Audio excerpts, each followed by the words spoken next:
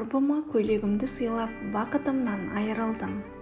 Сәлем достар, сіздермен бірге өмір айнасы. Каналыма тіркеліп қоңырау белгісін басуды ұмытпаңыздар. Той күні белгіленіп дайындыққа кіріскен Әйгерімнен құрбысы Ақмарал әлгі алқызыл сәтті көйлегін сыйлауды өтініп, сендегідей бақ бізге де жұғысты болсын, мен де тұрмысқа шығып кетермін деп ниетін білдіріп қалған. Әлі тойы болмаған Әйгерімнің бұл сөзге аса іші жылымай, ойына күдік алып қалады. Бірақ құрбысына жоқ дей алмай, шүберекте тұрған не бар деп алқызыл көйлегін сыйлай салған. Шіркін, сол кезде ішкі даусына құлақ асқанда ғой. Менің Әйгерім атты қайын әпкем, жаны жайсаң, қой аузынан шөп алмас жан. Жүрегі сондай кең, ешкімге ешқашан жоқ деп айта алмайды. Бұл жанындағыларға жақсы болғанымен, өзіне әрдайым кедергі келтіреді. Өзінің қалауын ашып айта алмайды. Біреуді ренжіткенше, өзі іштей қайран қалып отыруды жөн көреді. Қайын әпкем бүгінде ажырасқан, қазір бізбен бірге тұрады. Кейде бір жаманға бір жақсы деп жатады ғой. Оны сол күйеуінің мінезі шыдатпады. Әйгерім соның кесірінен тұйықталып, өз-өзіне сенімсіз болып қалған сияқты. Бір күні сол әпкеммен оңаша қалып, таңға дейін әңгіме айтып, ішкі сырын білудің реті түсті.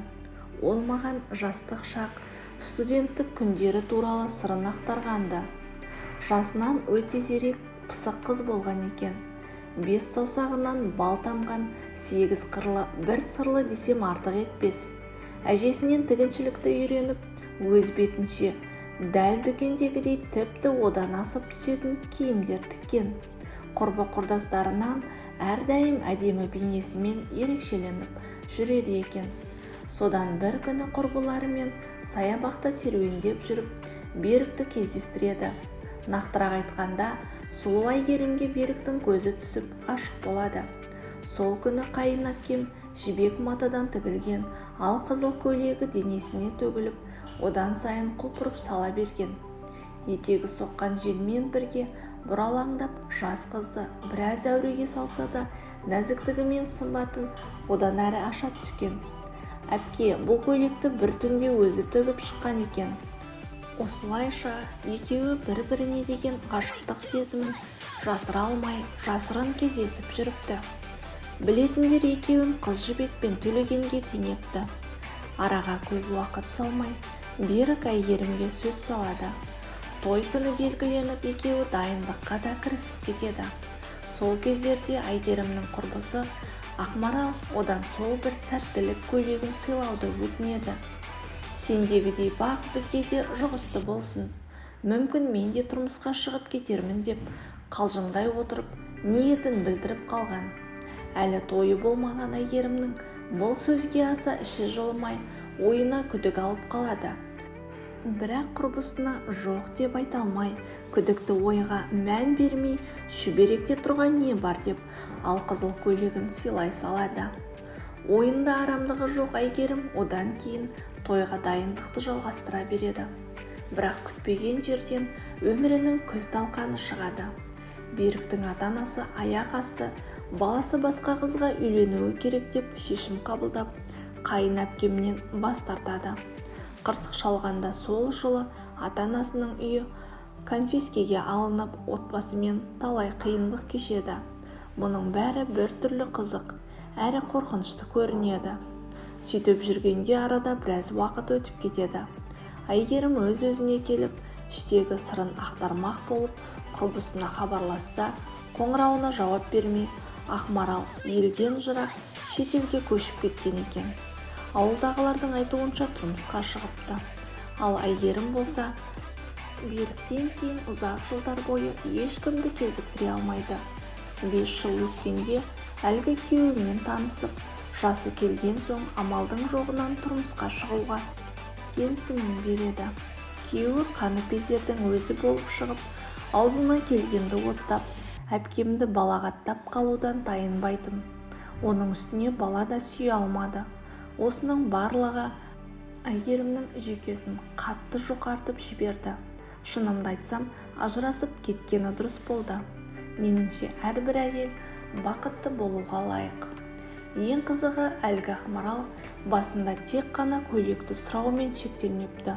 Ол бүгінге дейін Европада өмір сүріп, елге қайтып келіпті. 2 ұлы күйеуі бар. Елдің айтуынша көз қызығарлықтай отбасы екен. Ал оның күйеуі кім дейсіз ғой? Сенсеңіз де, сенбесеңіз де өз еркіңіз. Ол менің момақан қайын әпкемнің сүйгені Берік болып шықты. Бұл жағдай бәрінің жағасын ұстатқан.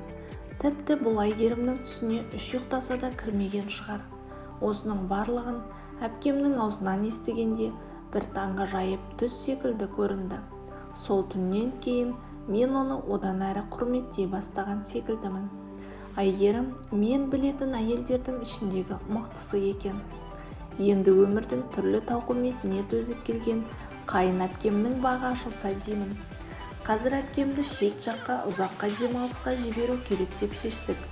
Ал ол болса өмірді жаңа парақтан бастауға бел буды. Әпкеміздің тұлға биіктігі соншалықты Ақмарал мен Беріктің махаббат оқиғасын сұрастыруды жөн көрген жоқ. Жабулы қазанды жабық күйінде қалдырды. Осыдан кейін адамның ниеті мен пиғылы, әрбір заттың энергиясы өмірімізге әсер ететіндігіне, әлемде бақтың басқа біреуге көшіп кетуі сынды тылсым дүниенің бар екендігіне көзім жетті. Ғаламдағы күн сайын орын алып жатқан оқиғалардың тегіннен тегін болмайтынына кәміл сендім.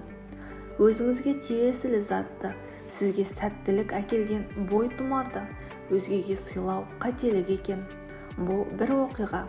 Ал өмірде осы тектес оқиғалар жетіп артылады. Осындай ұсақ-түйек көрінген мәселеде ішкі даусыңызды тыңдаған жөн болар дегім келеді.